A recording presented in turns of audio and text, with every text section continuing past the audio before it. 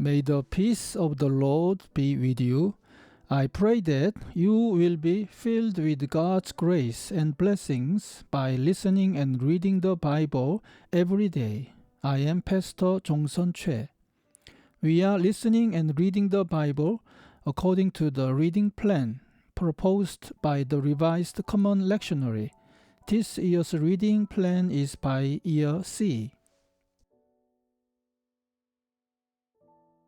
Today is March the 8th, Tuesday after first Sunday in Lent.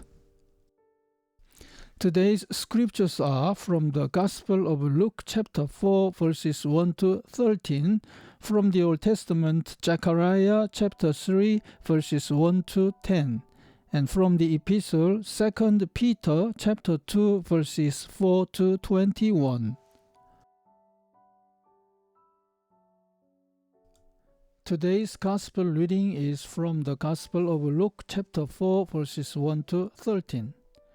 Jesus, full of the Holy Spirit, returned from the Jordan and was led by the Spirit in the desert, where for 40 days he was tempted by the devil.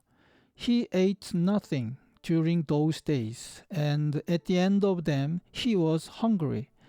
The devil said to him, "If you are the Son of God, tell this stone to become bread." Jesus answered, "It is written, man does not live on bread alone." The devil led him up to a high place and showed him in an instant all the kingdoms of the world. And he said to him, "I will give you all their authority and splendor, for it has been given to me, and I can give it to anyone I want to. So, if you worship me, it will be all yours." Jesus answered, "It is written, worship the Lord your God and serve him only." The devil led him to Jerusalem and had him stand on the highest point of the temple. "If you are the Son of God," he said, "throw yourself down from here. For it is written, he will command his angels concerning you to guard you carefully.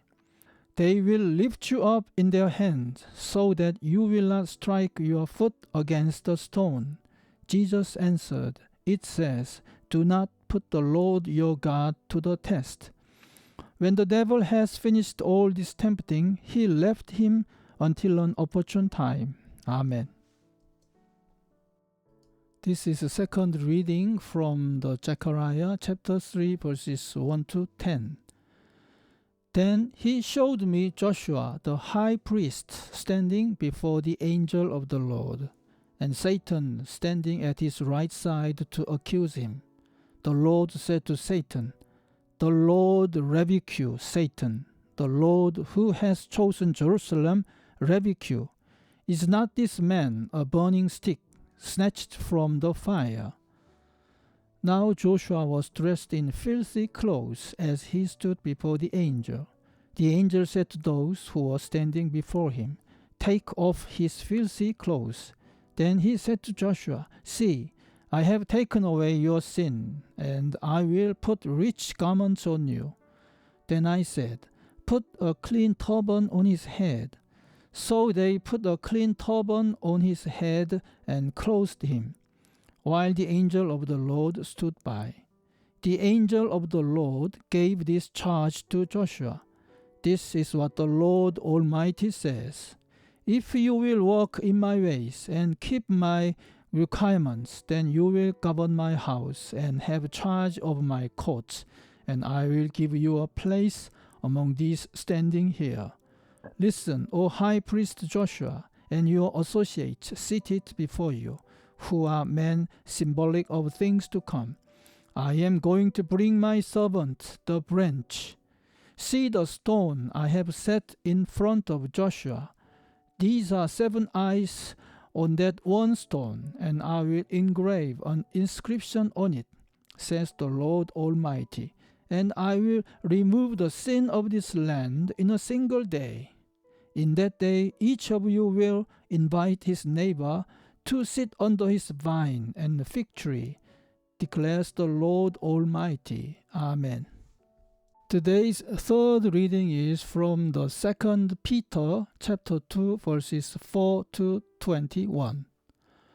For if God did not spare angels when they sinned, but sent them to hell, putting them into gloomy dungeons to be held for judgment, if he did not spare the ancient world when he brought the flood on its ungodly people, but protected Noah, a preacher of righteousness, and 7 others, if he condemned the cities of Sodom and Gomorrah by burning them to ashes, and made them an example of what is going to happen to the ungodly, and if he rescued Lot, a righteous man who was distressed by the filthy lives of lawless men, for that righteous man living among them day after day was tormented in his righteous soul by the lawless deeds he saw and heard.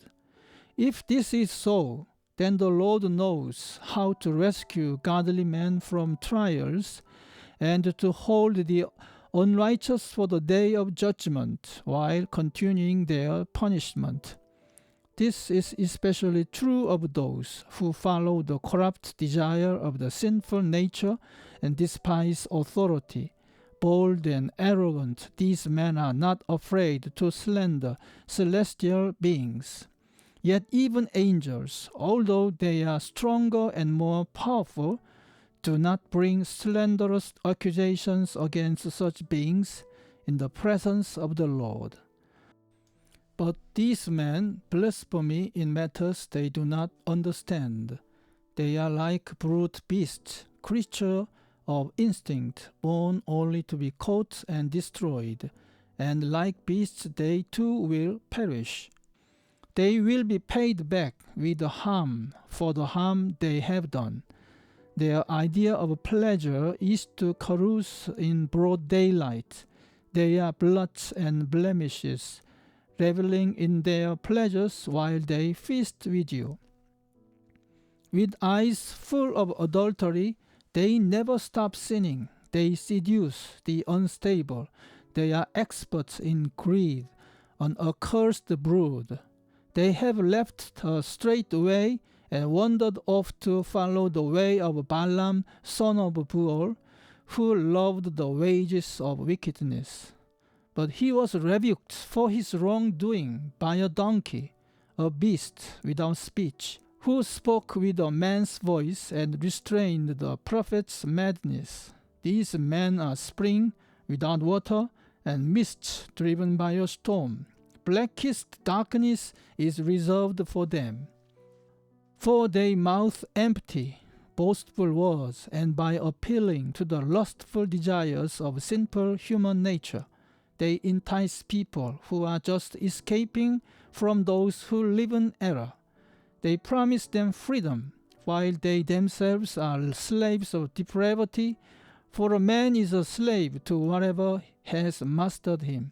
If they have escaped the corruption of the world by knowing our Lord and Savior Jesus Christ, and are again entangled in it and overcome, they are worse off at the end than they were at the beginning.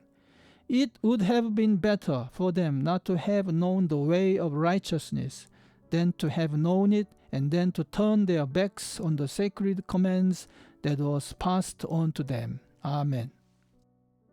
This is the word of God for today. Thanks be to God. May I bless you for today. The Lord bless you and keep you. The Lord make his face shine upon you and be gracious to you.